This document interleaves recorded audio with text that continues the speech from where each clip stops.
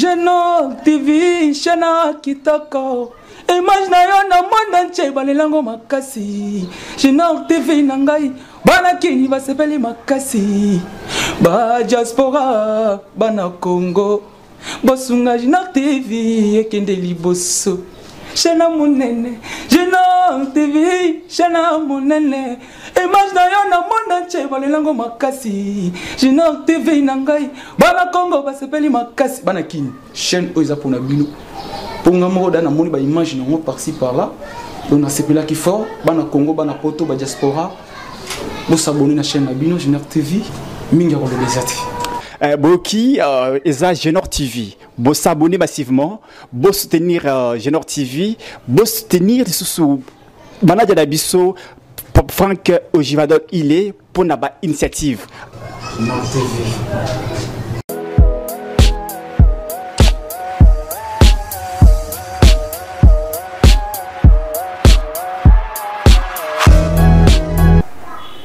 Je vais vous révéler aujourd'hui le plan machiavélique de l'opposition. L'opposition ne se fatigue pas. Parce que lorsque nous parlons de l'opposition, normalement, l'opposant qui a commencé avec Tshisekedi, c'est Fayoulou. Katumbi, Matata Ponyo et les autres là, l'ont seulement rejoint. Mais sinon, c'est Fayoulou qui a commencé, malgré qu'au départ, il n'acceptait pas qu'il était opposant. C'est considéré comme résistant. Chaque fois qu'on l'appelait opposant, Fayoulou ne voulait pas. Mais aujourd'hui, il s'est inscrit dans cette logique-là de l'opposition. Il fait des réunions avec les autres opposants. Maintenant, il est prêt à accepter la candidature commune de l'opposition. Vous voyez? Tout ça prouve à suffisance que l'homme est inconstant. Il est vraiment inconstant. Voilà pourquoi nous sommes encore revenus par devant vous sur ce plateau de Genor TV pour évoquer encore une autre stratégie de l'opposition née par Fayoulou.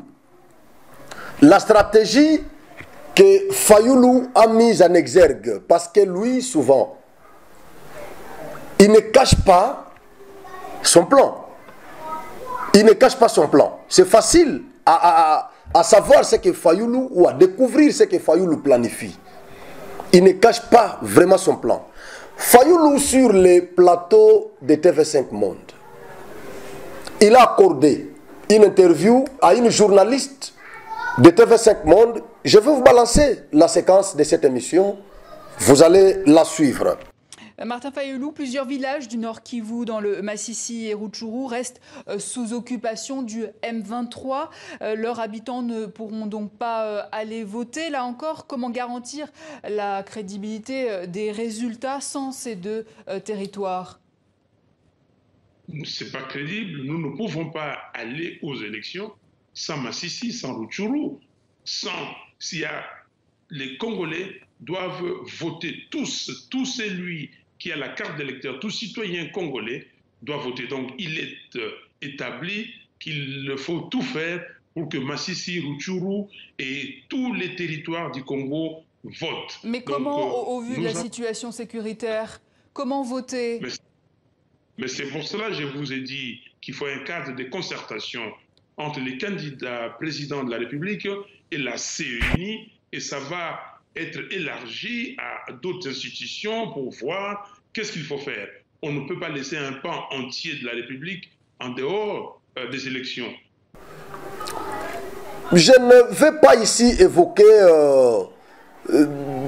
tous les éléments de cette interview. Tout ce que Fayoulou a soulevé dans cette interview, je ne vais pas évoquer ça. Mais ce qui m'intéresse ici, c'est le plan de l'opposition que Fayoulou a mis en exergue à la fin de cette interview. C'est tout ce qui a attiré mon attention. La journaliste pose la question à M. Fayoulou de savoir si Massissi et Rutshuru participeront au processus électoral de cette année. effectivement, il faut que nos compatriotes de Rutshuru et Masisi participent au processus électoral de cette année. Oui, nous sommes tous d'accord.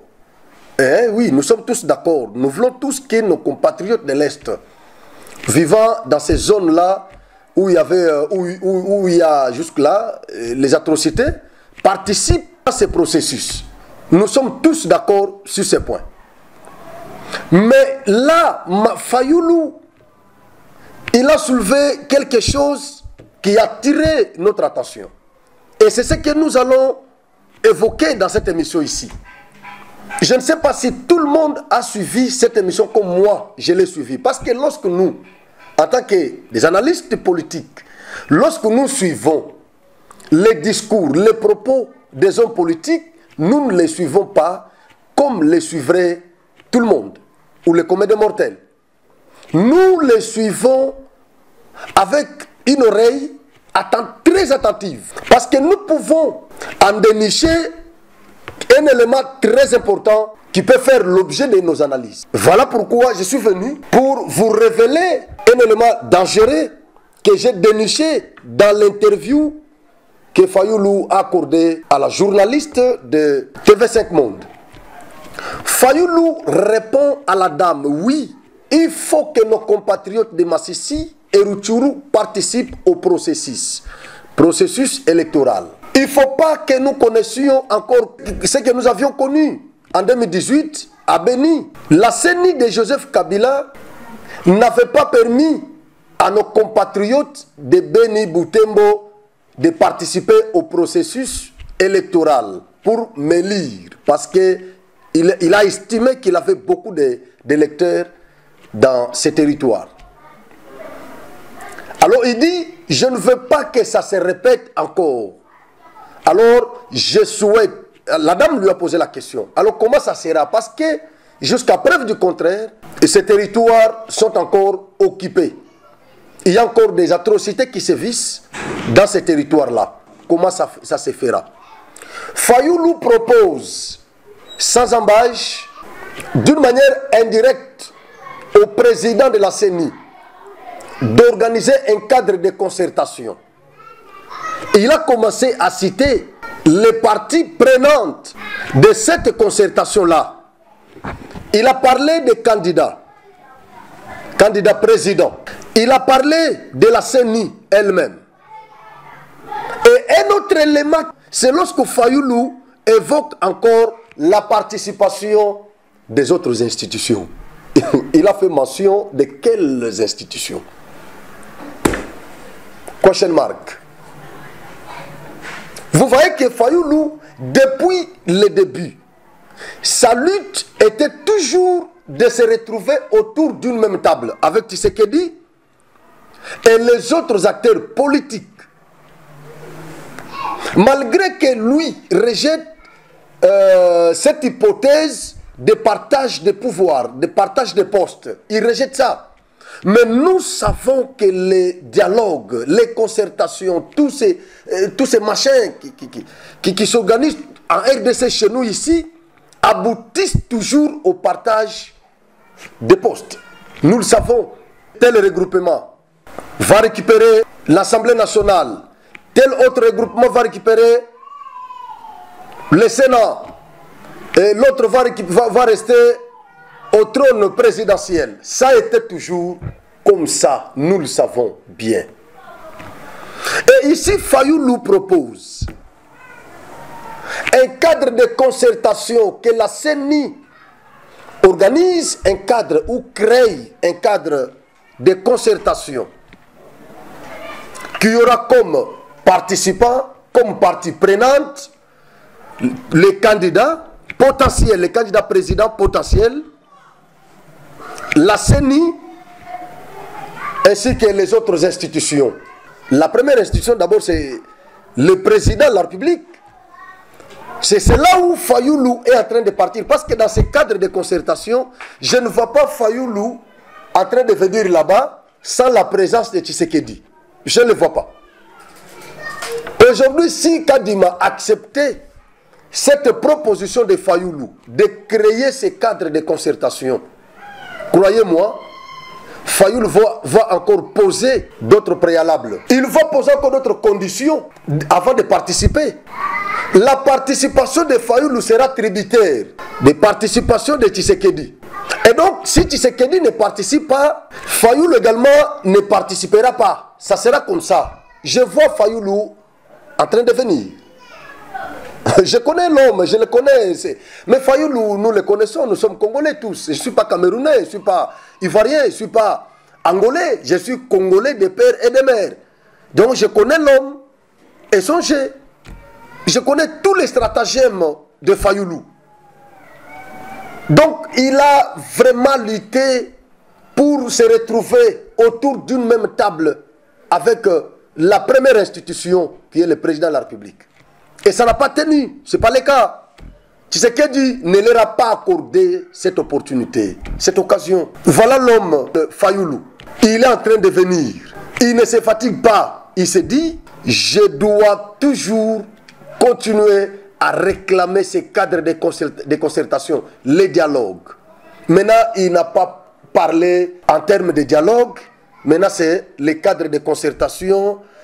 Au départ, c'était le plan de réforme institutionnelle. Il faudrait qu'ils soient autour d'une même table pour discuter, pour voir comment est-ce qu'ils allaient réformer les institutions de l'État. Et pourtant, Fayoulou, qui avait un mandat de député, il faudrait qu'il pose ces problèmes à l'Assemblée nationale en tant que député et qu'ils en discutent là-bas. Mais l'infatigable est toujours là. Il ne se fatigue pas. L'homme est là toujours dans ses stratagèmes. L'homme est là, il ne se fatigue pas. Et maintenant, c'est le cadre de concertation. Il demande ça à qui? À la CENI. Et c'est à la CENI d'organiser ces cadres-là de concertation dans lesquels prendra part Tshisekedi, le candidat potentiel président et les membres de la CENI. Toujours dialogue. Et qu'est-ce qui va se discuter là-bas dans ces concertations? Fayoulou a déjà mis en évidence les points à l'ordre du jour. Fayoulou commence déjà à manifester le souci de collaborer avec Tshisekedi. Ah oui. Voilà pourquoi Kabouya a adressé le message à Fayoulou. Il a proposé à Fayoulou, si Fayoulou aujourd'hui, s'il se repentait, nous allons le pardonner. Et il pourra aussi intégrer les bateaux de l'Union sacrée. Ça, c'est Kabouya. C'est-à-dire, il a déjà lu dans les chefs de Fayoulou l'intention de collaborer avec Tshisekedi. Tout ce que ces gens-là font là, c'est du blabla. Tout ce qu'ils disent là, c'est du blabla. Prince Penge, tous ces gens, tout ce qu'ils disent, c'est du blabla. Dans les chefs de Fayoulou, non, il y a un autre plan que Penge et les autres là ignorent. Effectivement. Fayoulou veut que les élections soient retardées, de manière à ce qu'ils trouvent la solution pour nos frères de l'Est, afin qu'ils participent aussi au processus. C'est ce que Abbé Cholé avait aussi demandé sur le plateau de Top Congo.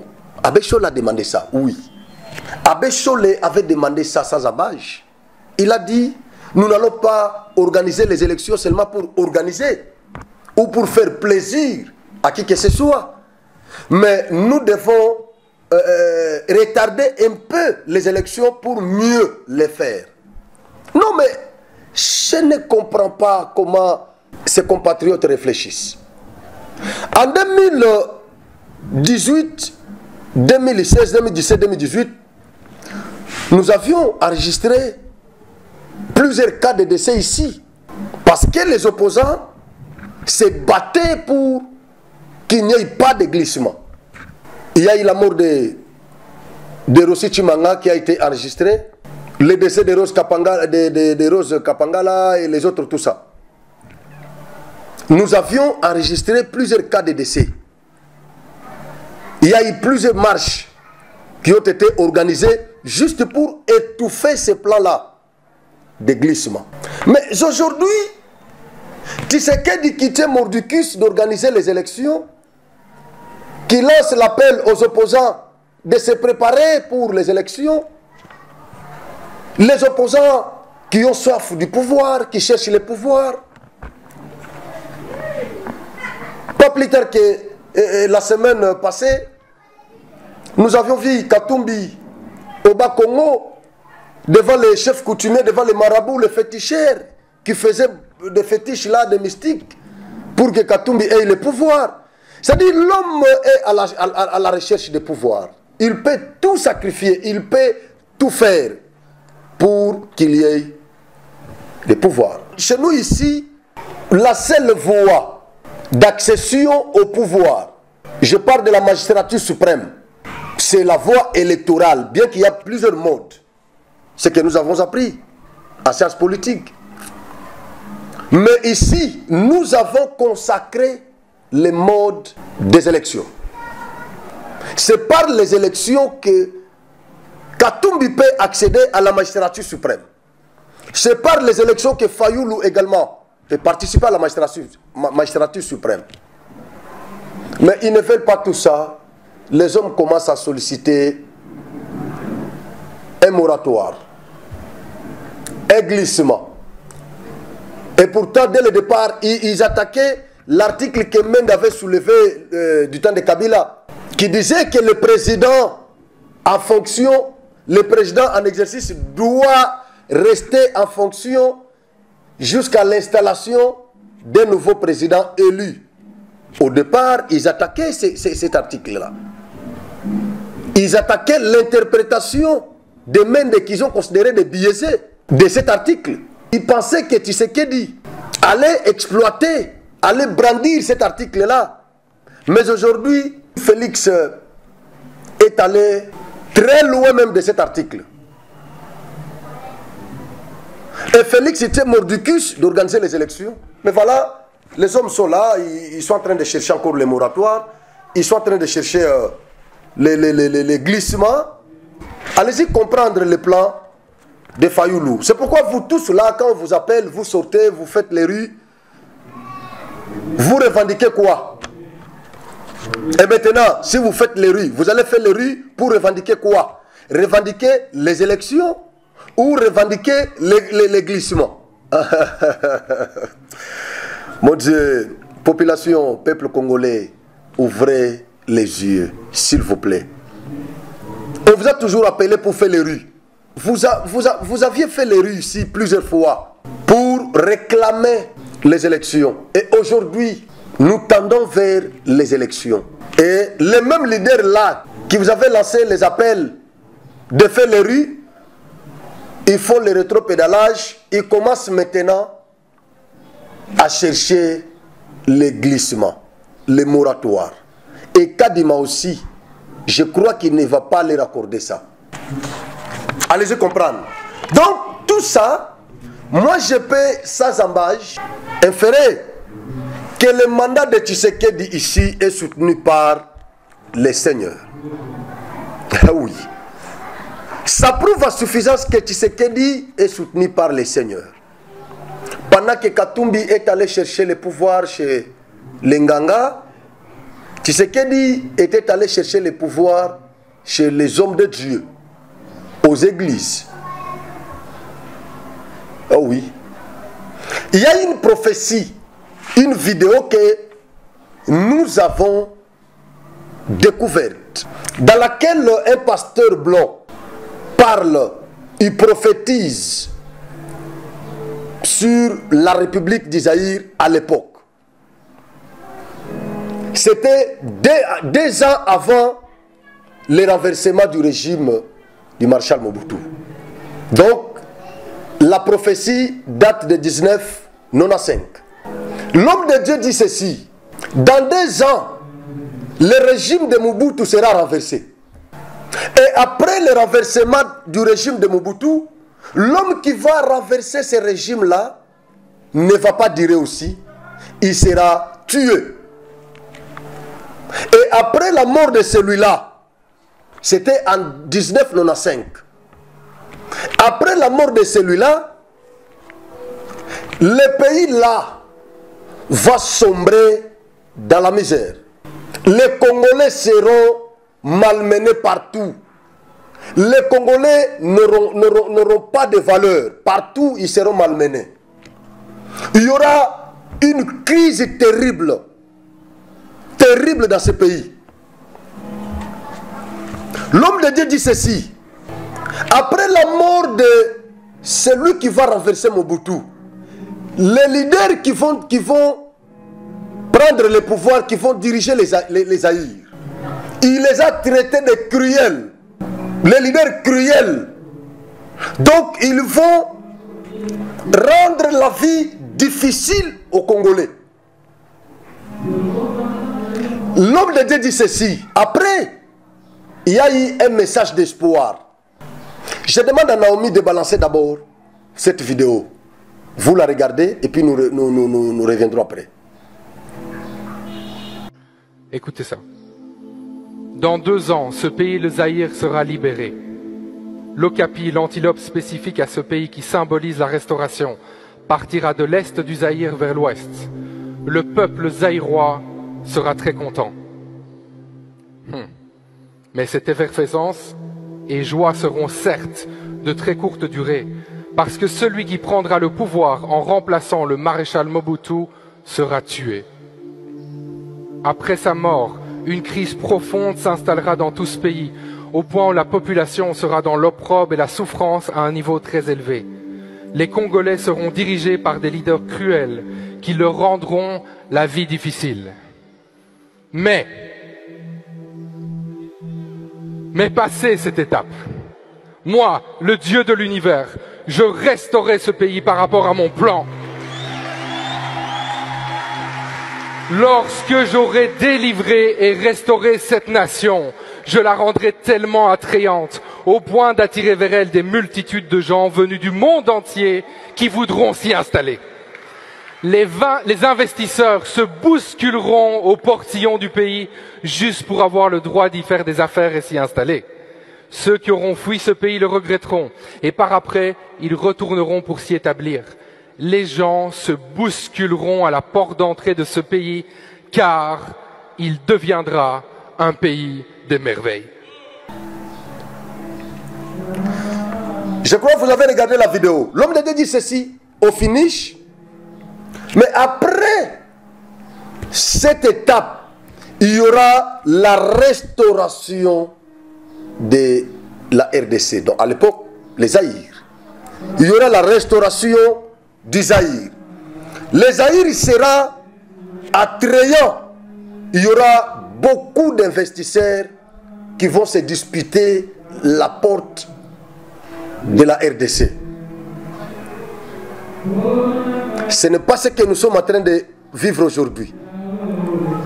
Lorsqu'il dit, dans 2 ans, Mobutu partira. Effectivement, Mouzé était venu en 1997. Il a chassé Mobutu. Mouzé a fait 2 ans au pouvoir. Il a été aussi tué par les Rwandais, l'Ouganda et machin. Après Mouzé, les leaders cruels qui ont rendu la vie difficile aux Congolais, c'est Joseph Kabila et ses acolytes. Ah oui. Selon cette prophétie, ce n'est pas moi, c'est la prophétie. Vous avez regardé la vidéo. Vous n'allez pas m'interdire d'épiloguer là-dessus, parce qu'il s'agit de mon pays. Donc, les leaders cruels qui vont rendre la vie difficile aux Congolais, qui vont appauvrir l'État congolais, qui vont paupériser le peuple congolais et qui vont s'enrichir, les mandoukateurs. Le régime des kleptocrates, c'est le régime de Joseph Kabila et ses acolytes, selon la prophétie. Et le prophète dit, après, c'est comme la Bible dit en Jean 5, verset 1, après cela, il y eut une fête à Jérusalem. Waouh! Et maintenant, la prophétie dit, après cela, après le régime de Marshall, après la mort de Mouzé, après le régime des leaders cruels, il y aura la restauration. Ça, c'est Dieu qui avait promis de la RDC. La RDC sera attrayante. Aujourd'hui, la RDC attire les investisseurs. Tout le monde veut venir en RDC. Vous voyez combien Félix est accueilli chaleureusement dans tous ces pays-là considérés comme grande puissance du monde. Vous voyez comment Félix est considéré, comment il est respecté. Il y a des investisseurs qui sont en train de venir pour investir dans notre pays. Et les diasporas, les gens qui avaient refusé le pays, les gens qui avaient changé la nationalité, et aujourd'hui, ils vont commencer à envier, ils commencent à envier ce pays. Ils envient ce pays. Et il y en a qui vont commencer à rentrer. Papa Simon Kimbangu avait aussi prophétisé pour le 5e président de la République. Mais les Congolais, chaque dimanche, nous sommes dans des églises, mais incapables de comprendre ces prophéties sur Tshisekedi, sur le 5e président de la République. Chaque dimanche, les Congolais sont dans des églises. Mais pendant que je fais cette émission, nous long de chez nous ici, il y a une église. Vous entendez le bruit là-bas. Ils chantent, ils louent le Seigneur. Nous tous, nous sommes des chrétiens. Chaque jour, nous sommes dans des églises. Mais lorsque Dieu parle pour notre pays, nous sommes incapables de comprendre, de dénicher la volonté de Dieu, la révélation de Dieu. Incapables de comprendre cela. Que Dieu vous bénisse. Je dis merci à tout le monde. Je vous demande de partager l'émission. Mes amis d'Insanga, je vous salue tous les auditeurs de la radio Sanga qui nous suivent chaque jour à la radio Sanga. Je vous salue. Bonjour à 082 42 47 635. 082 42 47 635. Donc 097 00 44 671. 097 00 44 671. Voilà. C'est ça, le numéro Nabiso. Vous pouvez nous contacter na moment nyoso bolingi bande komingi batindelinga ba photo ya ba ravin ya ba école moko na obeta émission moko kana ngatabala autour ya ba biloko wana nazana na recherche pour nous ba élément nyoso so ekoki comme ça na obeta émission moko kana nga c'est notre province alors toko bunda makas pona kolobelango timokolo to kufa. Merci na pesi merci na Naomi pona musala malamu encadrement na plateau. Et puis, nous avons partager le lien. Nous devons informer même les Congolais qui n'ont pas l'occasion de nous suivre en direct comme ça. Vous pouvez aussi partager les liens pour les faciliter aussi la tâche, afin qu'ils soient aussi informés de tout ce qui se passe dans leur pays. Merci, que Dieu vous bénisse. Genok TV, Shana Kitoko. Image na yo na monde entier balelango makasi. Genok TV nangai bana kini basepeli makasi. Ba diaspora bana Congo. Bosunga Genok TV ekende liboso. Shana munene, Genok TV, shana munene. Image na yo na monde entier balelango makasi. Genok TV nangai bana Congo basepeli makasi. Bana kini chaîne oza pona bino. Pour nous, dans mon image par-ci par-là, on a ces qui fort, bana Congo, bana Poto, bana diaspora, vous s'abonnez à la chaîne Abino Genok TV, minga rolobezati. Boki, eza Genok TV, vous s'abonnez massivement, vous soutenir Genok TV, vous soutenir sous Manadia Dabiso, Franck Ojivadol, il est pour une initiative. Genok TV.